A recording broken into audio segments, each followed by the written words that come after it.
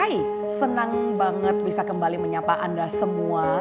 Dan kita lanjut tentang revival story, tapi kali ini adalah pertanyaan-pertanyaan.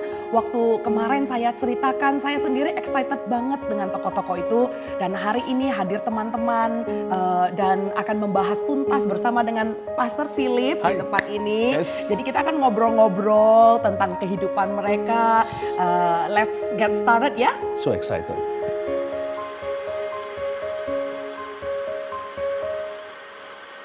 Come on, throw me some questions already. Oke, go. Yeah. Beberapa hari yang lalu kan Christian ada baca cerita soal Evan Roberts. Nah, dikatakan dia ini dari kecil udah kenal Tuhan kan. Betul. Lalu dia udah jadi pelayan Tuhan dan dia juga dipakai Tuhan secara luar biasa. Tapi yang Christian bingung waktu Christian baca, kenapa di perjalanan hidupnya si Evan Roberts yang dipakai Tuhan luar biasa itu kok bisa semacam hilang atau bahkan dia tuh semacam depresi padahal dia kan dipakai Tuhan. Aku sendiri juga setuju sama kamu Sike, karena waktu baca biografi dia itu membingungkan loh, kok orang sedekat itu sama Tuhan kok jadinya begini. Wah, kita jadi ngeri.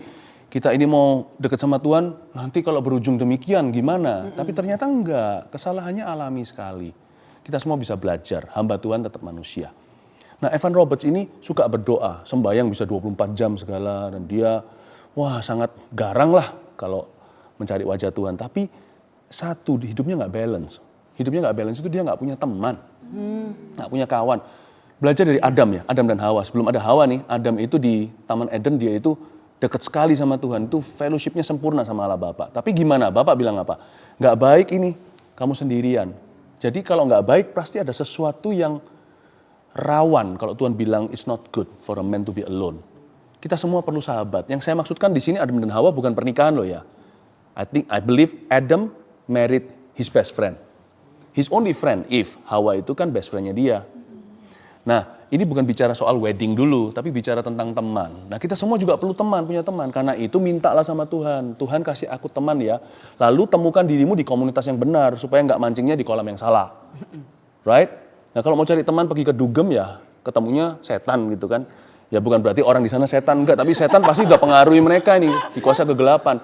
Gimana berteman dengan orang yang lagi high, udah nggak mungkin jadi kawan yang takut akan Tuhan. Lalu juga jeli-jelilah memilih. Hati-hati hindari pergaulan yang salah, karena itu merusak kebiasaan yang baik. Very good question. Nanda juga mau nanya nih kok, soal Kathryn Kuhlman. Itu kan dia akhirnya menikahi Waltrip. Nah, secara damai sejahtera dia sendiri udah rasa gitu, aku nggak damai sejahtera. Dan dia juga, beliau ini juga adalah orang yang cukup dekat dengan Roh Kudus. Tapi kok kenapa ya tiba-tiba dia tetap ngotot dan akhirnya tetap mengambil keputusan untuk menikahi? Pertama-tama saya komentar dulu. Rambutnya bagus kan. Oh, thank you.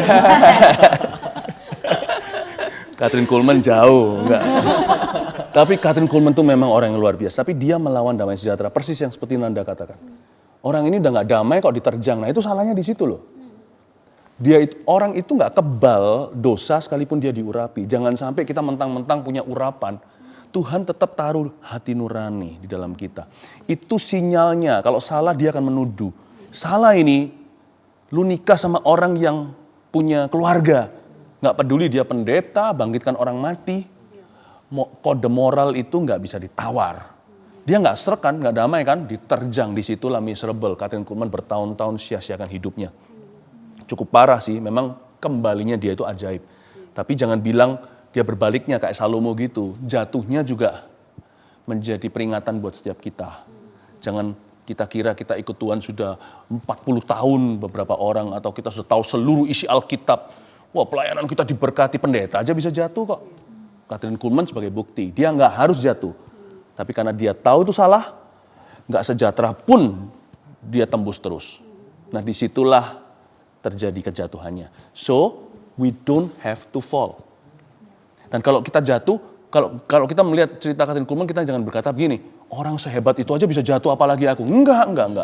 Kejatuhan itu masing-masing orang berdiri sama rata. Nggak ada orang yang lebih tinggi, semua orang nggak ada yang kebal dosa.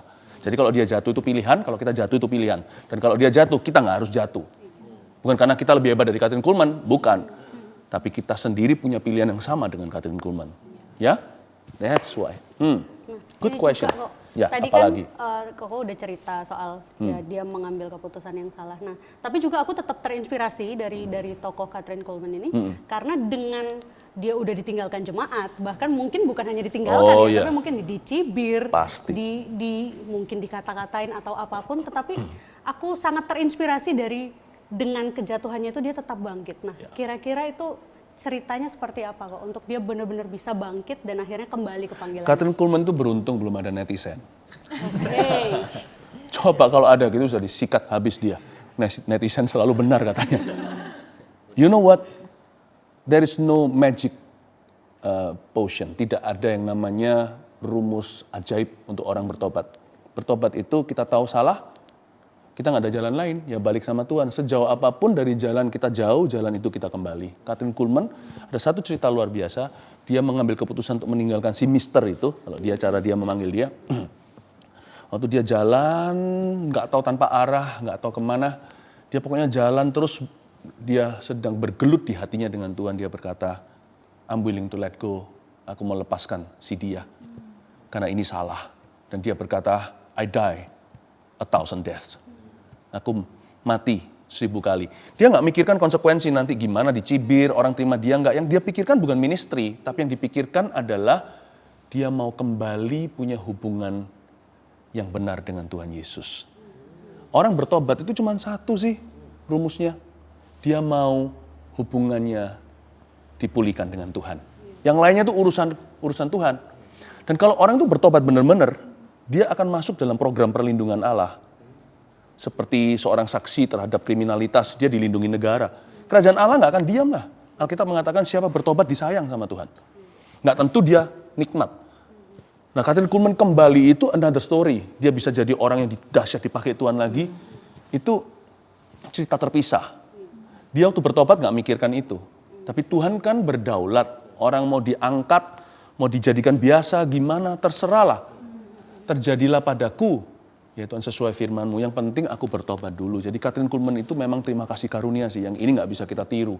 Dia dipulihkan dan menjadi lebih besar dari sebelumnya. Tapi hati-hati jangan kita berkata, wah dia aja bisa gitu. Jadi gua jatuh aja, besok nanti pelayanannya pulih. Oh ngawur itu. Cobai Tuhan, coba deh. Cobain Tuhan. Nanti kalau nggak nabrak tembok, ya, keriting semua nanti nabrak tembok. Oh iya, kalau misalnya kayak Evan Roberts dengan Kathryn Kuhlman, ini kan mereka revivalis semua ya. Nah, tapi ada juga yang disebut dengan orang ini punyanya nggak cuma disebut revivalis, tapi punya. Dia nggak cuma revivalis, tapi kayak orang mungkin ada ambisinya gitu. Iya betul, ambisi.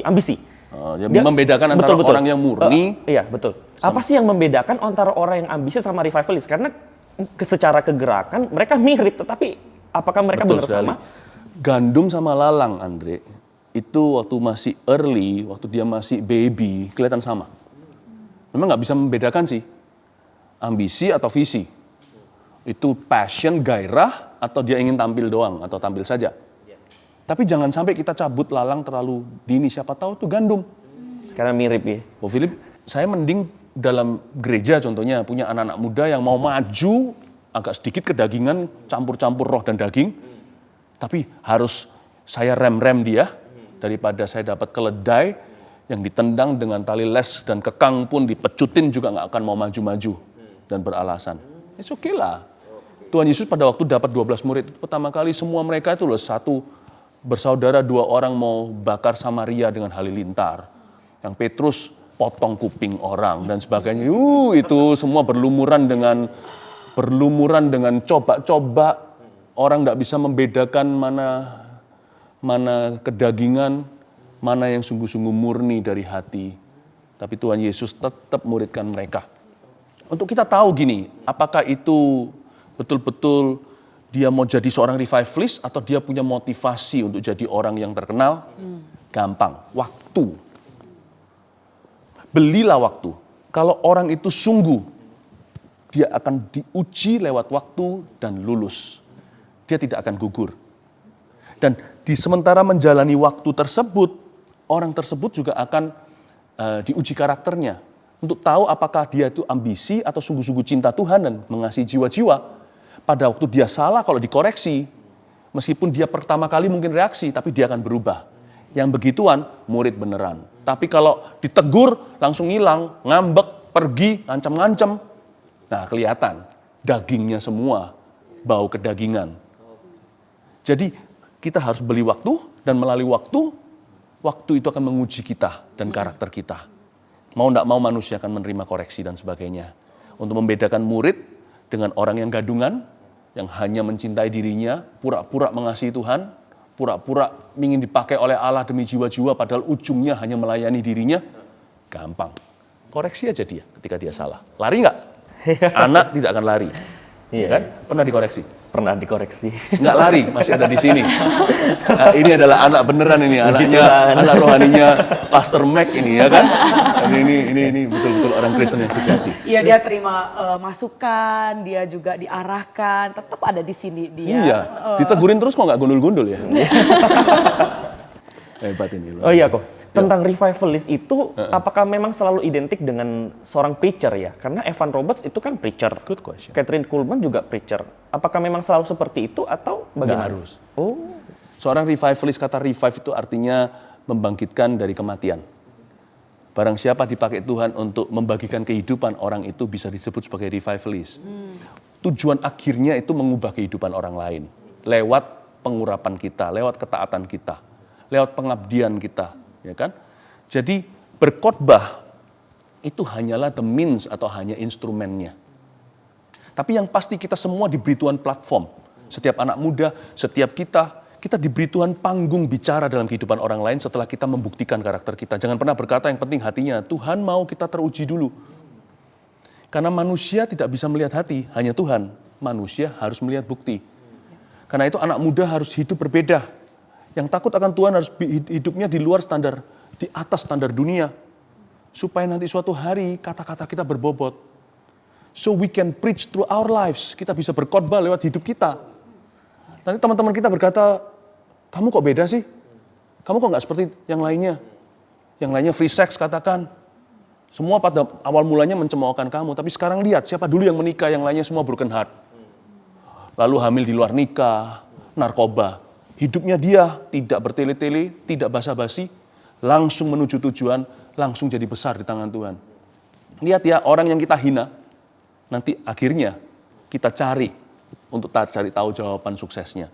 Jadi sabar-sabar anak-anak muda, Tuhan akan memberimu panggung bicara di dunia ini. Ya kan? artinya revivalist itu nggak cuma ngomong tentang panggung gereja gitu ya, nggak cuma ngomong tentang keadaan-keadaan. Revivalist itu bicara soal pengaruh. Ya. Dan kemampuan yang Tuhan berikan pada kita untuk mengubah orang. Awal mula mungkin yang kita ubah hanya 2 orang plus 5 roti 2 ikan. Kita tidak bisa mengubah ribuan orang. Tidak semua orang dipanggil jadi evangelis seperti itu. Tetapi kenapa para revivalist yang kita baca ini ceritanya sangat menarik. Karena Tuhan memberi mereka urapan yang menonjol. Mereka itu seperti show home-nya Tuhan. Seperti showcase-nya Tuhan. Tuhan itu menunjukkan, seperti Tuhan mau demonstrasi.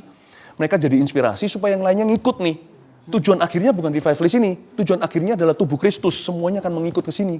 Ya. Tujuannya adalah setiap orang Kristen akan menjadi seperti mereka. Ya.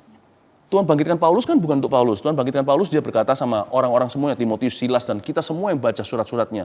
Ikutlah saya, sebab saya mengikut Kristus. Tuhan urapi dia dahsyat, sapu tangan yang menyembuhkan bukan karena dia hebat.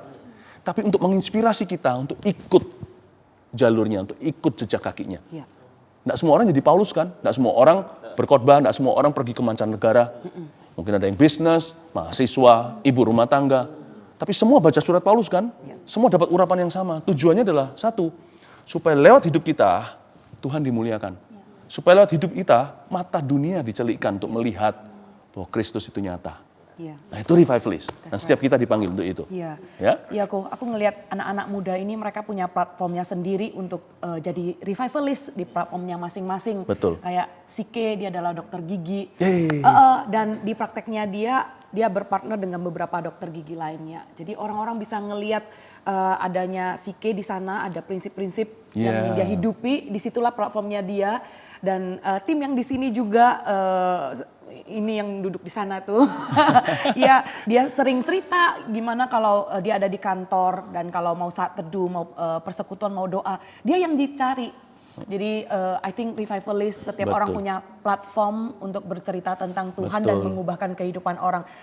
Stefanus yang martir pertama di Perjanjian Baru, dia orang yang berpendidikan ya. Oh iya. Dan waktu ngelihat Stefanus ini justru hati saya ini benar-benar ingin sekali melihat anak muda memakai platform mereka di kampus. Oh ya, itu dia. Karena Stefanus berbicara di kalangan orang-orang yang teredukasi dan di mana kalangan itu bukan kalangannya Petrus. Karena Petrus adalah seorang nelayan. Jadi Stefanus disediakan platform di tempat edukasi di Perjanjian Baru dan dia membawa pengaruh.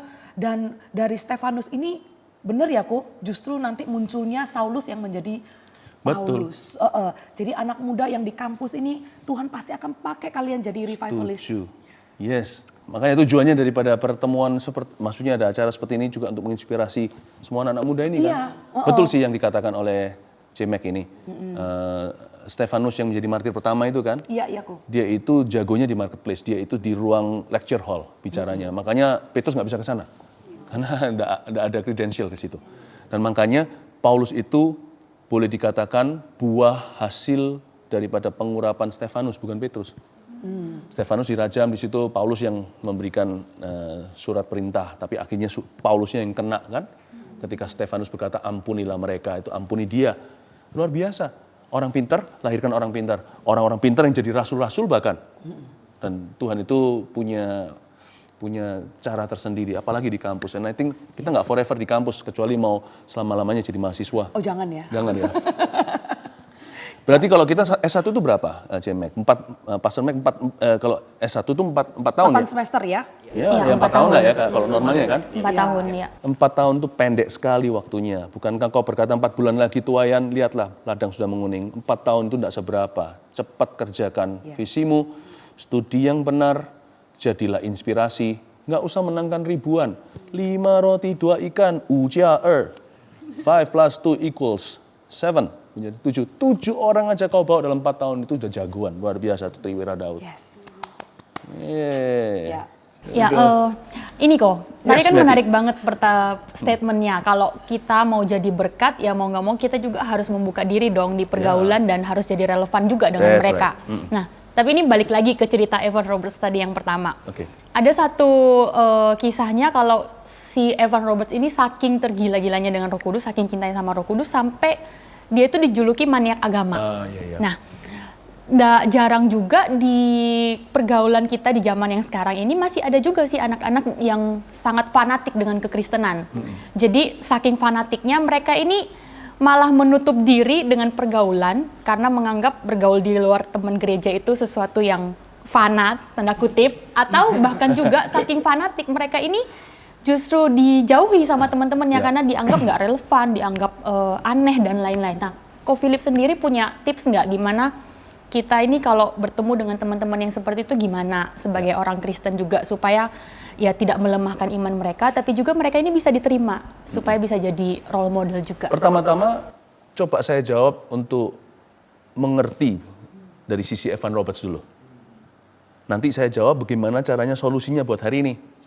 Tapi gini Meti, saya mending seperti Evan Roberts dijuluki maniak agama daripada dijuluki kompromi atau duniawi sama teman-teman saya. So it's okay to be fanatik, karena kita tidak bisa terlalu over mengikuti Yesus. Ada orang itu yang bisa terlalu cinta Tuhan, terlalu sempurna iman, nggak ada lah. Jadi kita semua itu selalu tidak akan nyampe standarnya. Jadi kalau mau genjot sama Tuhan, mau dalam kerohanian, jangan tanggung, tancap gas. Tapi memang namanya anak muda, nggak semuanya bijaksana, orang tua aja nggak.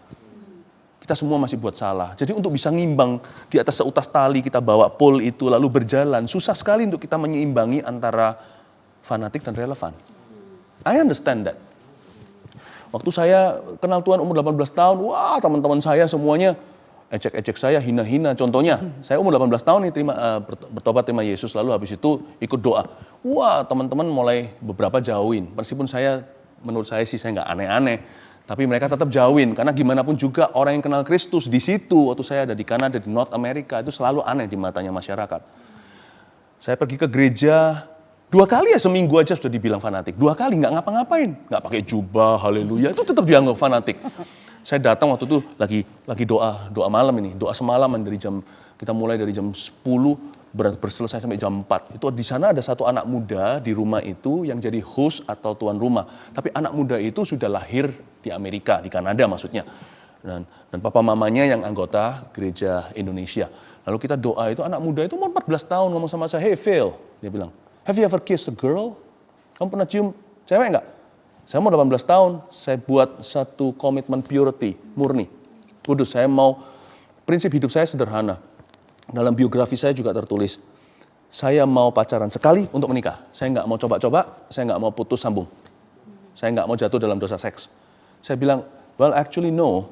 Dia bilang, are you straight? Dia bilang, are you crazy? Dia bilang, are you for real?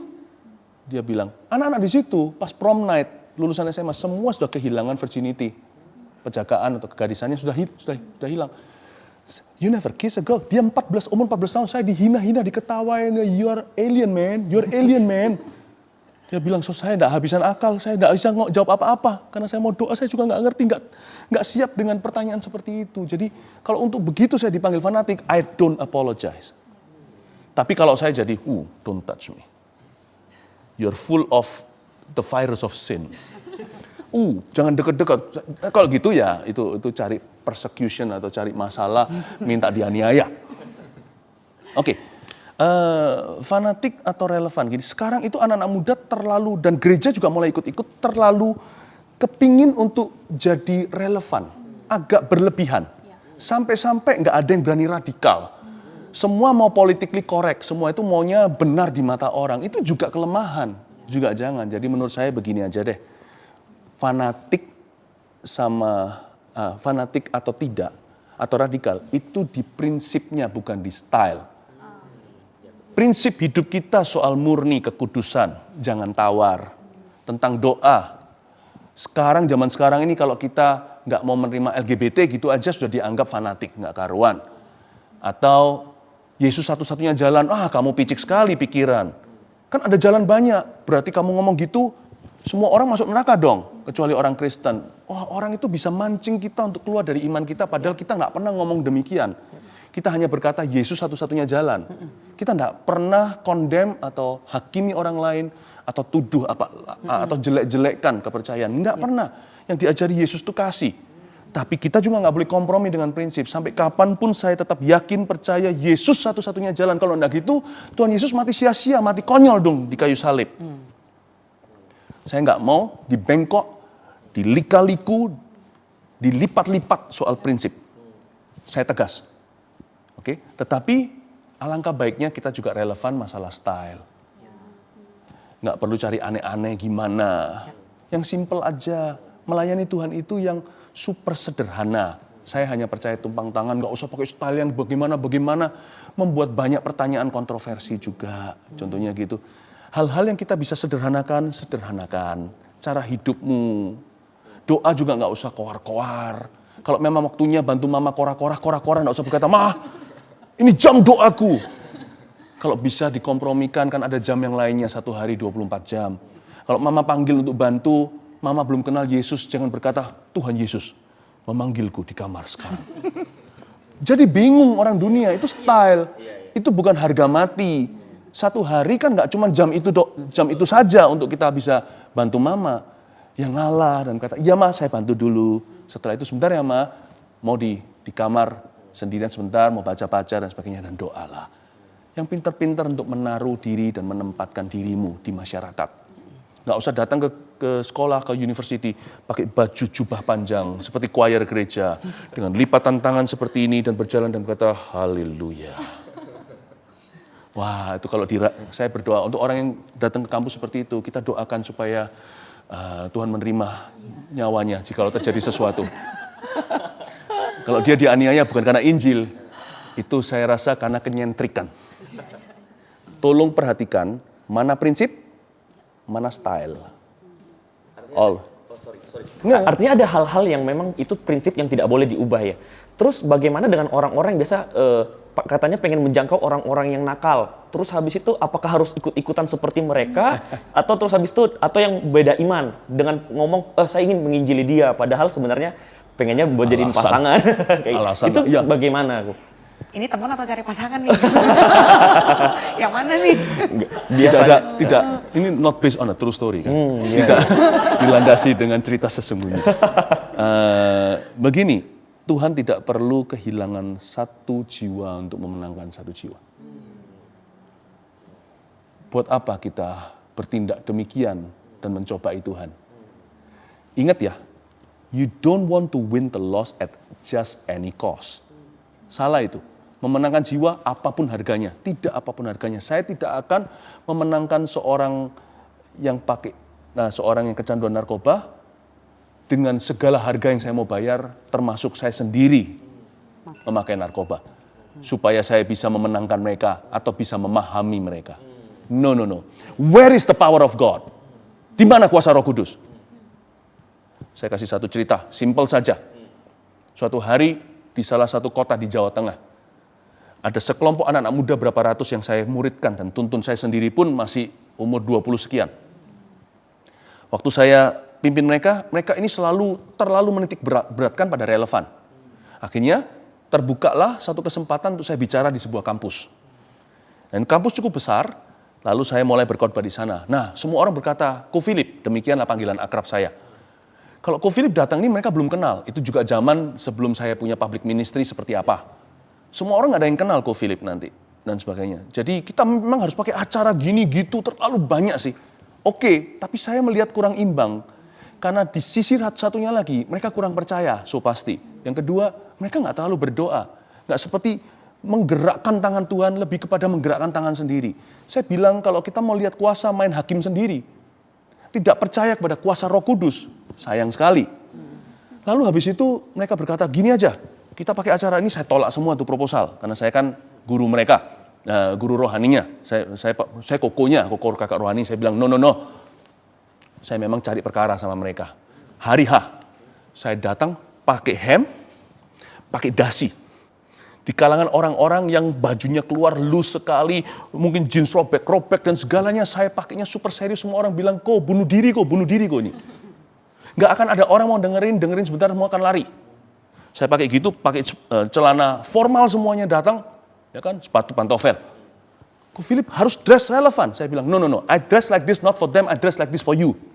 To proof, untuk membuktikan kepadamu bahwa lihat, bukan gagah perkasa, kata Sakaria. Tapi oleh Rohku kamu akan berhasil. Saya berbicara, ribuan orang datang. Pada waktu saya berkhotbah, belum saya selesai. Amin, katakanlah. Itu orang-orang lari. Mahasiswa, pelajar itu lari. Jumlah ribuan orang itu lari stampede. Kalau stampede itu apa ya? Kalau orang seperti di hutan yang terjadi kekacauan, hewan-hewan pada berlari, injak-injakan. Itu orang lari ke depan untuk meresponi khotbah saya. Nangis.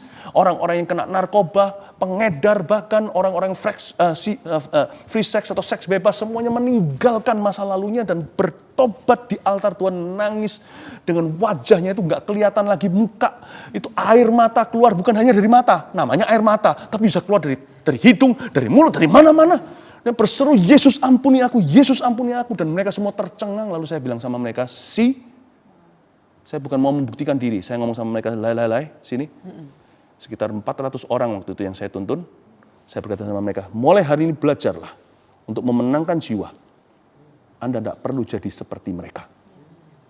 Anda harus jadi seperti Kristus. 400 orang itu bertobat. Padahal yang bertobat itu ribuan orang, yang paling bertobat 400 orang. Hari Minggunya itu hari Jumat Sabtu. Minggunya langsung gereja nggak cukup. Kita sewa satu tempat dadakan ya. Sewa dadakan itu, jadi kita sewa satu tempat itu satu hall, bukan satu sekolah yang kalau minggu kan kosong. Dan dari situ gereja bertumbuh dari 400 hari Sabtu, sejak hari Minggu itu seterusnya mereka menjadi 1.000 orang. 400 original members, outnumber, langsung dikepung kalah dengan jumlah jiwa baru 600. 6/4 adalah orang baru. Seperti kisah para rasul, Pentakosta terjadi. Nelayan tidak relevan sama sekali. 120 digempur 3.000 yang terima Tuhan. Not by might, not by power, but by my spirit says the Lord. Saya tidak tahu apakah ada anak muda yang masih mengerti bahasa kuasa. Kalau iya, saya tidak minta semua pakai baju jubah, aneh-aneh. Saya cuma sekali itu aja pakai formal, dasi segala untuk membuktikan ke-400 itu. Karena bagi saya, memenangkan jiwa bukan bagaimana kita berbaju, tapi bagaimana kita berbenah secara rohani. Jadi ingat itu, jangan aneh, tapi ingatlah, itu bukan kunci. Kuncinya tetap the Holy Spirit God. Yes, that's right. Yes, kita juga pengen sih lihat itu segera terjadi ya di generasi sekarang. Emangnya gue dari generasi yang mana? Ya kita tidak bisa menjawab. Satu lagi kok, Iya, deh. tentang Evan Roberts sama Catherine Kuhlman itu kan mereka sama Smith Wigglesworth itu kan orang-orang yang dipakai sama Tuhan luar biasa ya. Ya. Apakah mereka ada mementori orang-orang yang di bawah mereka sampai mereka bisa melahirkan orang yang lebih besar dari mereka bahkan atau seperti apa? Secara nggak sengaja iya, Catherine Kuhlman itu kayaknya disambung pelayanannya sama Benny Hinn, tapi mereka nggak pernah ketemu. Kalau Smith Wigglesworth, Lester Sumrall itu lalu sama Lester Sumrall sama I forgot satu dan Smith Wigglesworth juga lebih disengaja tetapi nggak benar-benar secara intensif pribadi ditekuni atau dipersiapkan. Kalau bicara soal Evan Roberts, sebenarnya Evan Roberts itu dampaknya karena surat menyurat korespondensi. Zaman itu kan nggak ada internet, telepon juga nggak bisa gitu. Jadi mereka dampak daripada Evan Roberts itu adalah terjadinya Charles Parham, William Seymour. Disitulah cikal bakal nenek moyangnya terjadi yang namanya Azusa Street Pentecost. Tapi juga tidak sesuatu yang disengaja. Nah, kalau hari-hari ini saya yakin kita harus lebih sengaja karena Tuhan sudah semakin dekat ya. Dan saya bersyukur ada Pastor Mac di sini yang memimpin kalian anak-anak muda hari-hari ini. Ini orang hebat. Pastor Mac ini memimpin 3.600 anak muda di Surabaya saja. Army of God di Gereja Mawar Sharon sini. Belum lagi AOGers dari seluruh Nusantara termasuk yang di Singapura, di Australia, dimanapun ada GMS di situ.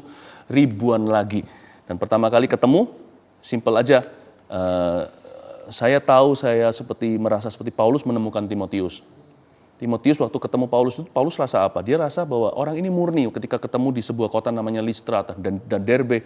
Dia merasa orang ini murni. Yang saya pertama kali tertarik secara rohani lihat Pastor Mac ini, saya dan istri saya ketemu waktu itu tidak sengaja di supermarket. Ya, di supermarket. Dan waktu langsung ada satu klik kalau memang itu dari Tuhan seperti Paulus ketemu Timotius. Lalu dengan Pastor Mac dengan suami mereka suami istri, lalu kami berempat ketemuan. Saya lihat, saya tahu ada sesuatu. Yang pertama kemurnian, kedua your teachable heart, hatimu yang mudah diajar. Yang ketiga adalah potensi.